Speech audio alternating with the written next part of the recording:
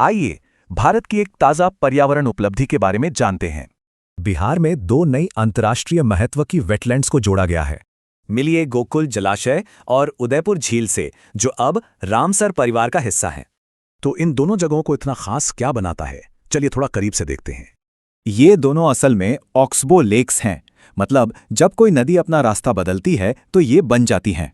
दोनों oxbow lake तो हैं, पर दोनों की अपनी अलग-अलग भौगोलिक और पारिस्थितिक पहचान है। खासकर उदयपुर झील प्रवासी पक्षियों के लिए सर्दियों में एक बहुत ही जरूरी ठिकाना है। पर रामसर साइट होने का आखिर मतलब क्या होता है? ये रामसर कन्वेंशन के तहत आता है, जो इन इकोसिस्टम को बचाने की एक अंतर्राष्ट्रीय संधि है। ये संधि 1971 में अपनाई गई थी और भारत एक दशक बाद इसका हिस्सा बना। क्वालिफाई करने के लिए किसी भी साइट को अंतर्राष्ट्रीय पारिस्थितिक महत्व के कड़े मानदंडों पर खरा उतरना होता है। तो अब सवाल ये है कि इन 2 नई साइट्स के साथ भारत का कुल आंकड़ा क्या है? भारत में अब पूरी 93 रामसर साइट्स हैं, जो वाकई एक बड़ा मील का पत्थर है। ये सभी संरक्षित वेटलैंड्स मिलकर एक बहुत बड़े और महत्वपूर्ण एरिया को कवर करते हैं। ये प्रगति भविष्य के लिए एक जरूरी सवाल उठाती है। इनका संरक्षण कैसे सुनिश्चित किया जाए?